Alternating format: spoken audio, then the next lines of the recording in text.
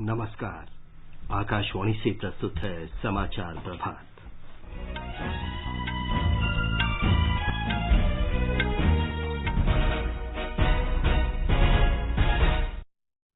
श्रोताओं को अंतर्राष्ट्रीय महिला दिवस की शुभकामनाएं। प्रधानमंत्री नरेंद्र मोदी ने लोगों से जन औषधि केंद्रों से किफायती दवाएं खरीदने का आग्रह किया। भारत की स्वतंत्रता के 75 वर्ष पूरे होने के उपलक्ष्य में गठित राष्ट्रीय समिति की आज पहली बैठक होगी। संसद के बजट सत्र का दूसरा चरण आज से। आज अंतर्राष्ट्रीय महिला दिवस मनाया जा रहा है। बिहार सरकार का आज 1 लाख महिलाओं को कोविड का टीका लगाने का लक्ष्य। अमेरिका के एक बड़े वैज्ञानिक ने कहा, भारतीय टीके ने दुनिया को घातक कोरोना वायरस से बचाया। नेपाल के प्रधानमंत्री केपी शर्मा ओली ने भारत में निर्मित कोविशील्ड का टीका लिया। बैंकों की आवास ऋण दरें 10 साल के न्यूनतम स्तर पर। पहलवान बजरंग पूनिया ने रोम में मातेओ पेलिकन वर्ल्ड रैंकिंग सीरीज में स्वर्ण पदक जीता। और आज शाम एंटवर्प में यूरोप टूर के चौथे और अंतिम हॉकी मैच में भारत का मुकाबला ब्रिटेन से।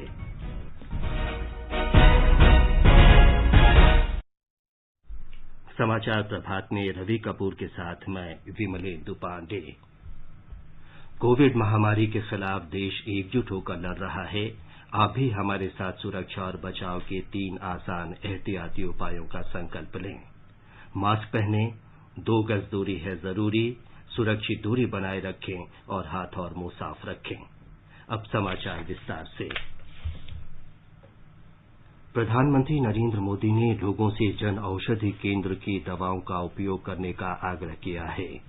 उन्होंने कहा कि इन केंद्रों के जरिए लोगों ने 9,000 करोड़ रुपए की बचत की है। जन औषधि दिवस समारोह को कल वीडियो कॉन्फ्रेंस के जरिए संबोधित करते हुए प्रधानमंत्री ने कहा कि भारतीय जन औषधि योजना से गरीबों को दवाओं की ज्यादा कीमतों से बड़ी राहत मिली है। पैसे बच गए तो परिवार को भी लाभ हो गया कि भाई चलो अब अच्छे काम के लिए, बच्चों की पढ़ाई के लिए हम पैसों का खर्च करेंगे। तो मुझे बहुत अच्छा लगा और आपसे मेरा यही आग्रह होगा कि जिनसे भी आप जानते हैं, पहचानते हैं, अगर उनको दवाइयां खानी पड़ रही है तो उनको जरूर बताइए कि आप ये जन औषधि केंद्र से दवाई लीजिए, अपने पैसे भी बचाइए और दवाई लेने में कभी कोताही मत बरतिए। प्रधानमंत्री ने कहा कि पूरे देश में 1,000 से अधिक जन औषधि केंद्र महिलाएं संचालित कर रही हैं। इस अवसर पर श्री मोदी ने शिलांग में पूर्वोत्तर इंदिरा गांधी क्षेत्रीय स्वास्थ्य एवं आयुर्विज्ञान संस्थान में 7,500वां जन औषधि केंद्र राष्ट्र को समर्पित किया। प्रधानमंत्री ने कहा कि स्वतंत्रता दिवस की 75वीं वर्षगांठ के अवसर पर 75 जिलों में जन औषधि केंद्र खोले जाएंगे।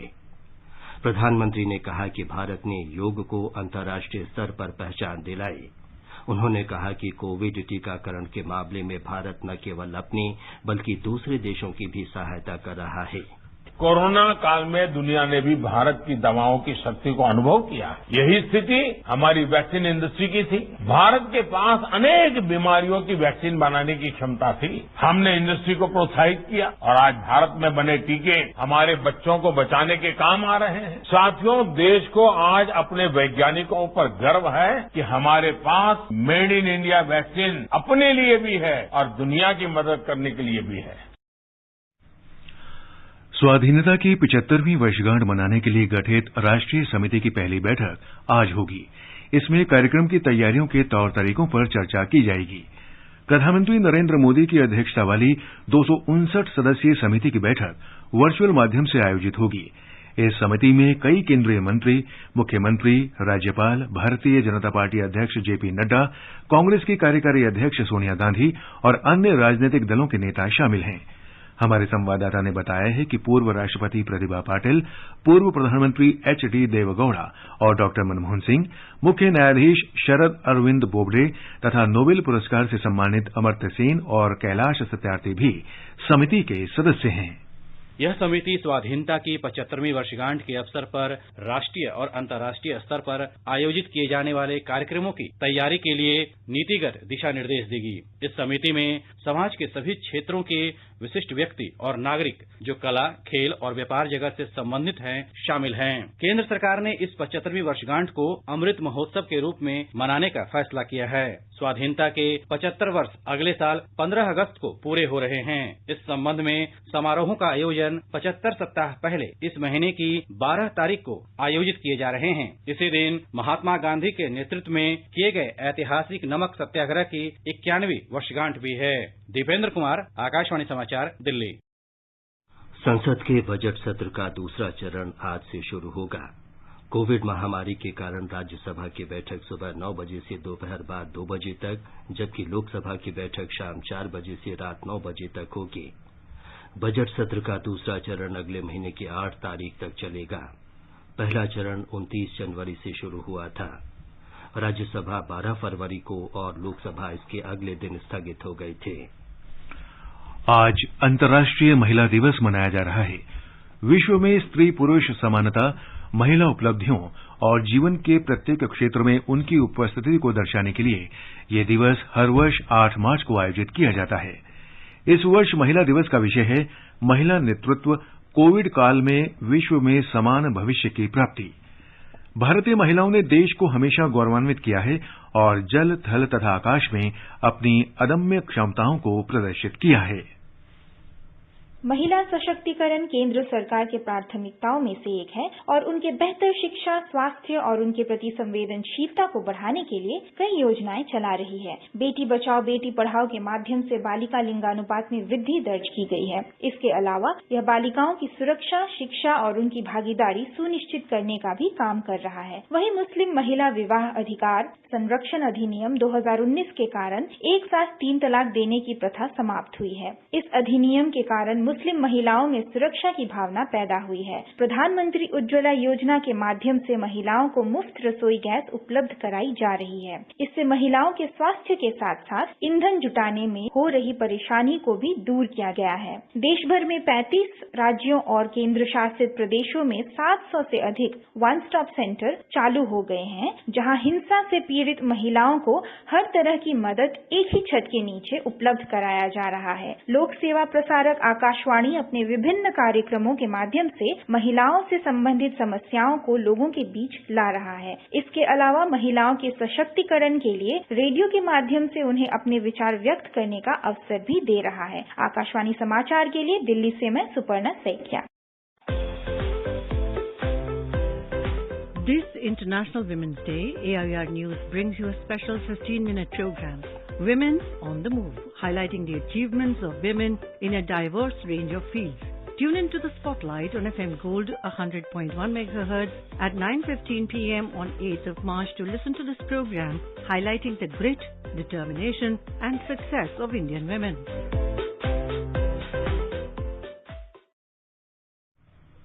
राष्ट्रपति रामनाथ कोविंद ने अंतर्राष्ट्रीय महिला दिवस के अवसर पर महिलाओं के प्रति सम्मान, सुरक्षा और सशक्तिकरण का आह्वान किया है।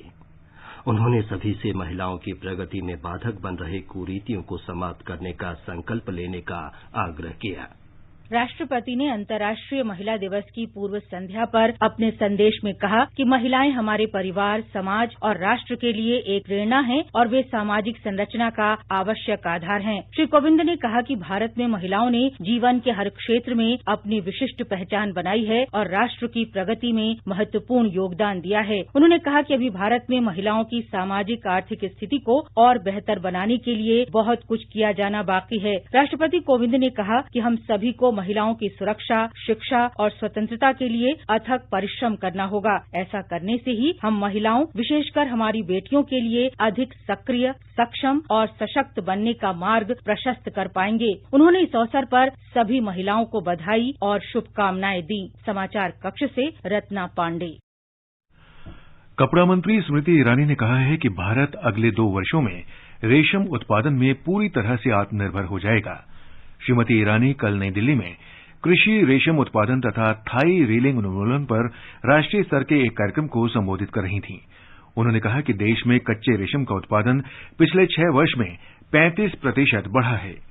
अंतर्राष्ट्रीय महिला दिवस की पूर्व संध्या पर कपड़ा मंत्रालय ने कई महिलाओं को बुनियाद नाम की रेशम चरखा मशीनें वितरित की। उत्तर प्रदेश के मुख्यमंत्री योगी आदित्यनाथ ने अंतर्राष्ट्रीय महिला दिवस पर महिलाओं को शुभकामनाएं दी हैं। बधाई संदेश में मुख्यमंत्री ने कहा है कि राज्य सरकार महिलाओं और बालिकाओं के समग्र विकास के लिए प्रतिबद्ध है। ब्यौरा हमारी संवाददाता से। प्रदेश भर में आज गोष्ठियों, सम्मान समारोह और अन्य कार्यक्रमों का आयोजन हर जिले में किया जाएगा, जिसमें विभिन्न केंद्रीय मंत्री और प्रदेश सरकार के मंत्री हिस्सा लेंगे। मुख्यमंत्री योगी आदित्यनाथ आज मिशन शक्ति के दूसरे चरण का शुभारंभ करेंगे। वो 18 जिलों में विशेष महिला पुलिस चौकियों का उद्घाटन करेंगे। इसके साथ ही पिंक बूथ और पिंक टॉयलेट का भी लोकार्पण करेंगे। अपने संदेश में मुख्यमंत्री योगी आदित्यनाथ ने कहा कि राज्य में मिशन शक्ति अभियान महिलाओं की सुरक्षा, सम्मान और उन्हें आत्मनिर्भर बनाने के लिए चलाया जा रहा है। आज प्रदेश में उड्डयन के क्षेत्र में भी एक नई पहल की शुरुआत होगी, जब केंद्रीय मंत्री संतोष गंगवार और राज्य के नागरिक उड्डयन मंत्री नंदगोपाल नंदी की मौजूदगी में बरेली एयरपोर्ट से पहली कमर्शियल उड़ान शुरू होगी। महिला दिवस के मौके पर शुरू होने वाली इस पहली फ्लाइट में सभी क्रू मेंबर महिलाएं होंगी। महिला दिवस के अवसर पर राज्य के हर जिले में टीकाकरण केंद्रों पर 3 सत्र आयोजित किए जाएंगे, जिसमें टीकाकरण करने वालों से लेकर टीका लगवाने वाली सभी महिलाएं होंगी। राजधानी लखनऊ में आज सभी ऐतिहासिक इमारतों में महिलाओं का प्रवेश निःशुल्क होगा। वहीं कई जिलों में जहां एक और पिंक मैराथन आयोजित की जाएगी, वहीं दूसरी तरफ बुजुर्ग महिला कैदियों को भी रिहा किया जाएगा। सुशील चंद्र तिवारी, आकाशवाणी समाचार, लखनऊ। हिमाचल प्रदेश पुलिस विभाग अंतर्राष्ट्रीय महिला दिवस के अवसर पर शिमला के ऐतिहासिक रिज मैदान पर विशेष महिला परेड का आयोजन करेगा। इस परेड का उद्देश्य पुलिस में महिलाओं की संख्या बढ़ाना है। पुलिस विभाग के 2 विशेष सत्रों में राज्यपाल बंडारू दत्तात्रेय और मुख्यमंत्री जयराम ठाकुर विशेष अतिथि होंगे। डीजीपी संजय कुमार कुंडू ने बताया कि राज्य पुलिस महिला दिवस के अवसर पर कई विशेष कार्यक्रमों का आयोजन करेगी। हेमा मालिनी, आमिर खान, अनुपम खेर, प्रकाश झा और हंसराज हंस सहित कई फिल्मी हस्तियों ने हिमाचल प्रदेश पुलिस को वीडियो मैसेज के माध्यम से बधाई दी है। अंतर्राष्ट्रीय महिला दिवस मनाने के लिए आज केंद्र सरकार के सभी पुरातात्विक स्थलों पर महिला पर्यटकों का प्रवेश निःशुल्क होगा। भारतीय पुरातत्व सर्वेक्षण ने कहा है कि देश भर के सभी स्मारकों में भारतीय और विदेशी महिलाओं को निःशुल्क प्रवेश दिया जाएगा। फिल्म प्रभाग बाल चित्र समिति के सहयोग से अंतर्राष्ट्रीय महिला दिवस के अवसर पर 3 दिन तक विशेष कार्यक्रम आयोजित करेगा। इस दौरान वृत्त चित्र और फीचर फिल्मों के साथ कई विषयों पर वेबिनार का आयोजन किया जाएगा। अंतर्राष्ट्रीय महिला दिवस के अवसर पर आकाशवाणी समाचार विभिन्न क्षेत्र में उत्कृष्ट कार्य करने वाली महिलाओं के योगदान को प्रस्तुत करता है। आज हम सेना और प्रशासन के क्षेत्र में प्रभावी कार्य करने वाली महिलाओं की भूमिका के बारे में बता रहे हैं। सीमा सुरक्षा बल बीएसएफ रक्षा की पहली पंक्ति है, जिसमें इस समय 140 महिला राजपत्रित अधिकारी और 470 महिलाएं गैर राजपत्रित पदों पर तैनात हैं। हमारी संवाददाता की ये रिपोर्ट। सीमा सुरक्षा बल ने 2008 से महिला सिपाहियों की भर्ती शुरू की है। ये महिला सिपाही जम्मू कश्मीर, राजस्थान और पूर्वोत्तर के सीमावर्ती क्षेत्रों में अपनी ड्यूटी निभाती हैं। सीमा सुरक्षा बल में महिलाओं को पुरुष सहयोगियों के समान ही प्रशिक्षण दिया जाता है और वे कठिन क्षेत्रों में अपनी ड्यूटी का निर्वाह भी पुरुषों के समान ही करती हैं। आकाशवाणी से बातचीत में सब इंस्पेक्टर सरिता कुमारी ने सीमा पर तैनाती के अनुभव साझा करते हुए कहा, राजस्थान बॉर्डर पे सर्व कर चुकी हूँ और जम्मू एंड कश्मीर में काउंटर पार्टी तरफ से फायरिंग हो रही थी और उस टाइम हमारा खाना बना ही हुआ था, लेकिन इतनी हैवी फायरिंग थी कि हमें खाना खाने का मौका भी नहीं मिला। तो हमने भी उनको रिटाइलेशन लिखा और उसकी जवाबी कार्रवाई में हमने भी फायरिंग काउंटर पार्टी। हमारी ड्यूटी सेम जो मेल होता है वैसे ही रहती है। वही 0 लाइन पेट्रोलिंग पे हम भी जाते हैं अपने ट्रूप्स के साथ में। कैमल पेट्रोलिंग हो गया, खुला चेकिंग हो गया, ये सब हम ड्यूटी करते हैं। जितने भी लेटेस्ट वेपन है हमें इन सबको हैंडल करना अच्छे से सिखाया गया है। Happy women's day to all incredible women's. महिला सिपाही परवीन खान सीमा भवानी दल का सदस्य रही हैं। उन्होंने गणतंत्र दिवस परेड में भी हिस्सा लिया। सीमा सुरक्षा बल में अपने अनुभव बताते हुए उन्होंने कहा, मैं सीमा भवानी टीम की सदस्य रही हूँ और 2008 में रिपब्लिक डे परेड में शामिल थी। उसमें मैम मुझे बहुत प्राउड फील हुआ कि मेरी फैमिली ने मुझे बहुत मोटिवेट किया कि नहीं आपको जाना चाहिए और मेरे मम्मी पापा ने मतलब आगे होकर मुझे आगे किया। इन सिपाहियों का मानना है कि अधिक से अधिक महिलाओं को सेनाओं में शामिल होना चाहिए। दीक्षा सक्सेना की रिपोर्ट के साथ समाचार कक्ष से विजय लक्ष्मी कासोटिया। ये समाचार आकाशवाणी से प्रसारित किए जा रहे हैं। समाचार प्रभात में आपका फिर स्वागत है। अंतर्राष्ट्रीय महिला दिवस के अवसर पर बिहार सरकार ने राज्य भर में 1 लाख महिलाओं को कोविड से बचाव के लिए टीका लगाने का लक्ष्य रखा है। एक रिपोर्ट। महिला दिवस के मौके पर टीकाकरण केंद्र को आकर्षक ढंग से सजाया गया है। टीका लगाने के लिए आने वाली महिलाओं को गुलाब का फूल देकर सम्मानित किया जाएगा। 60 वर्ष से अधिक महिलाएं मेहमान की तरह घर से बुलाई जाएंगी। इस काम में स्वयं सहायता समूह की जीविका दीदी, आंगनबाड़ी सहायिका और आशा कार्यकर्ताओं की मदद ली जाएगी। टीका केंद्रों पर लाभार्थियों की निगरानी के लिए महिला चिकित्सकों की तैनाती की गई है। 97 वर्ष की भाग्यमणि मंडल पटना के IGIMS में दोपहर बाद 4 बजे टीका लगाएंगी और महिलाओं को इसके लिए प्रेरित करेंगी। टीकाकरण केंद्र पर ऑफलाइन और ऑन स्पॉट रजिस्ट्रेशन की व्यवस्था की गई है। महिला दिवस पर राज्य के प्रत्येक जिले की 10-10 महिलाओं को स्वास्थ्य विभाग सम्मानित करेगी। आकाशवाणी समाचार के लिए पटना से कृष्ण कुमार लाल। आगे बढ़ने से पहले एक नजर मुख्य समाचारों पर। प्रधानमंत्री नरेंद्र मोदी ने लोगों से जन औषधि केंद्रों से किफायती दवाइयां खरीदने का आग्रह किया। भारत की स्वतंत्रता के 75 वर्ष पूरे होने के उपलक्ष्य में गठित राष्ट्रीय समिति की आज पहली बैठक होगी। संसद के बजट सत्र का दूसरा चरण आज से शुरू होगा। आज अंतर्राष्ट्रीय महिला दिवस मनाया जा रहा है। बिहार सरकार का आज 1 लाख महिलाओं को कोविड का टीका लगाने का लक्ष्य। अमेरिका के एक बड़े वैज्ञानिक ने कहा, भारतीय टीके ने दुनिया को घातक कोरोना वायरस से बचाया। नेपाल के प्रधानमंत्री KP शर्मा ओली ने भारत में निर्मित कोविशील्ड का टीका लिया। बैंकों की आवास ऋण दरें 10 साल के न्यूनतम स्तर पर। पहलवान बजरंग पुनिया ने रोम में मात्रेओ पेलेकिन वर्ल्ड रैंकिंग सीरीज में स्वर्ण पदक जीता। और आज शाम एंटवर्प में यूरोप टूर के चौथे और अंतिम हॉकी मैच में भारत का मुकाबला ब्रिटेन से। अमेरिका के एक शीर्ष वैज्ञानिक ने कहा है कि भारत द्वारा वैश्विक संस्थानों के साथ मिलकर तैयार किए गए कोविड टीके ने विश्व को कोरोना महामारी से उबारा है। उन्होंने कहा कि भारत के इस योगदान को कम करके नहीं आंकना चाहिए।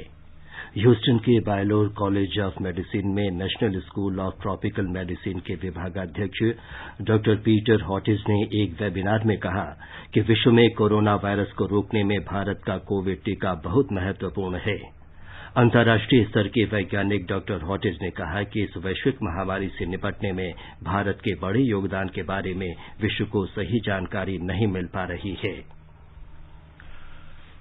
नेपाल के प्रधानमंत्री KP शर्मा ओली ने कल भारत निर्मित कोविशील्ड की पहली खुराक ली। प्रधानमंत्री ओली ने काठमांडू में महाराजगंज स्थित त्रिभुवन विश्वविद्यालय शिक्षण अस्पताल में टीका लगवाया। प्रधानमंत्री ओली की पत्नी राधिका शाक्य ने भी टीका लगवाया। नेपाल ने हाल ही में भारत से 10 लाख कोविड महामारी से बचाव का टीका कोविशील्ड प्राप्त किया था और 20 लाख टीके की खरीद की है। बांग्लादेश सरकार ने राष्ट्रीय टीकाकरण कार्यक्रम के अंतर्गत देश में रहने वाले विदेशी नागरिकों को शामिल करने का निर्णय किया है। विदेशी नागरिकों के लिए टीकाकरण 17 मार्च से शुरू होगा। भारतीय उच्चायोग ने बांग्लादेश में रहने वाले भारतीय नागरिकों को इस टीकाकरण की प्रक्रिया में पंजीकरण कराने के लिए कहा है।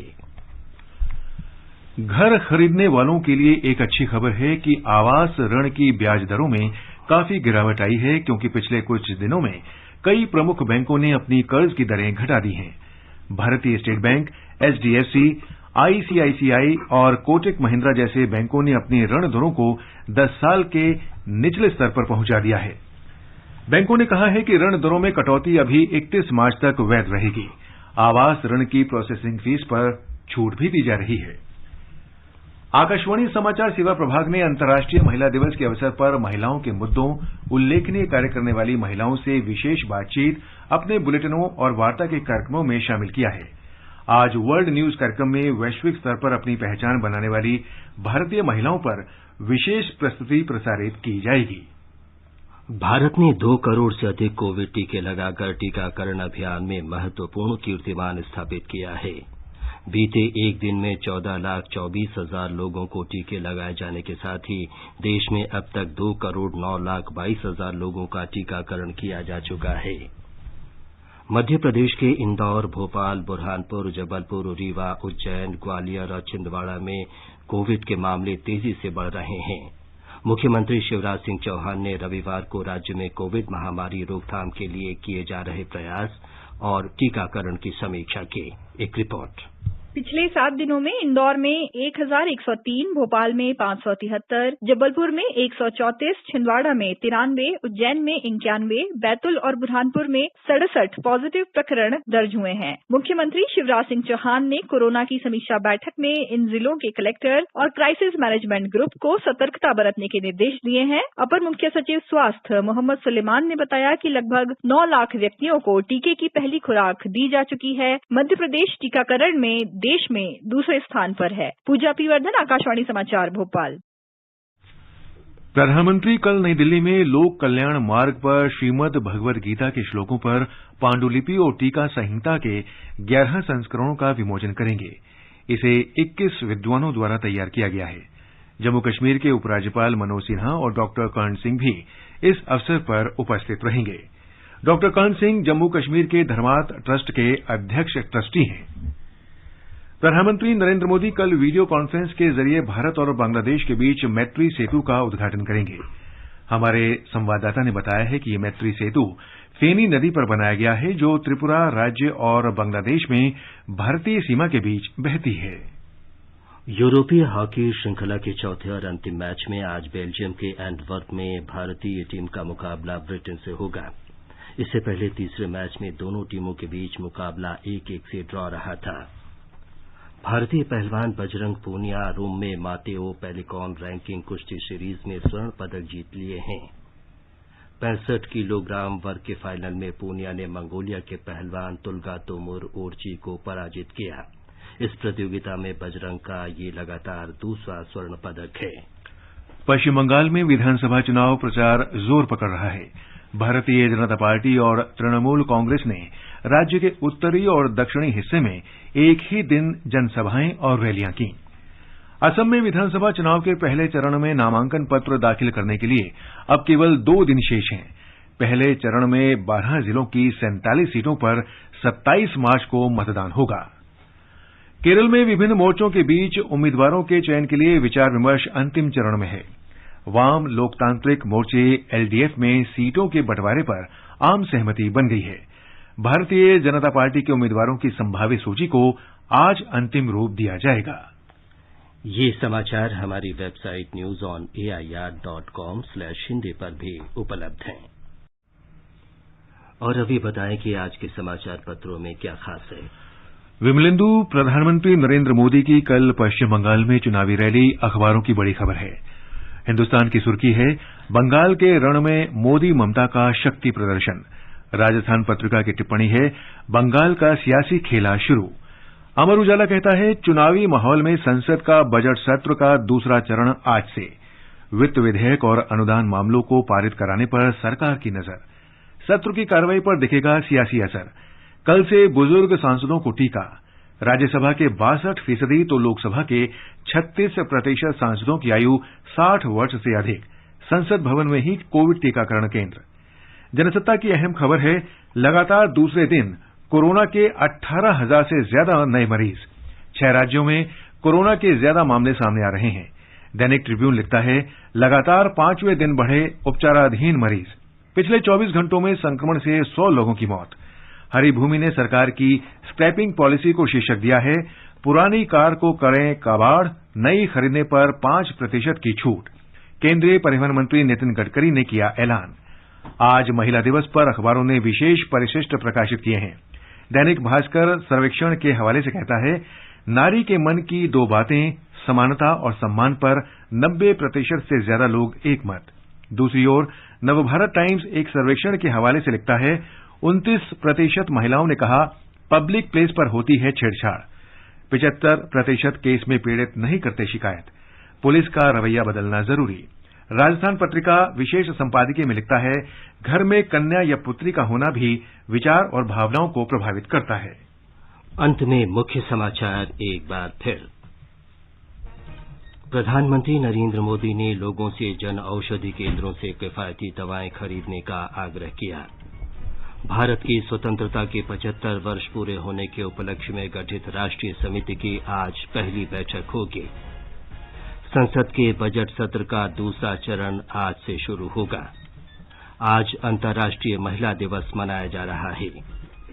बिहार सरकार का आज 1 लाख महिलाओं को कोविड का टीका लगाने का लक्ष्य। अमेरिका के एक बड़े वैज्ञानिक ने कहा, भारतीय टीके ने दुनिया को घातक कोरोना वायरस से बचाया। नेपाल के प्रधानमंत्री केपी शर्मा ओली ने भारत में निर्मित कोविशील्ड का टीका लिया। बैंकों की आवास ऋण दरें 10 साल के न्यूनतम स्तर पर और पहलवान बजरंग पूनिया ने रोम में मातेओ पेलिकन वर्ल्ड रैंकिंग सीरीज में स्वर्ण पदक जीता। इसके साथ ही समाचार प्रभात का ये अंक समाप्त हुआ। नमस्कार।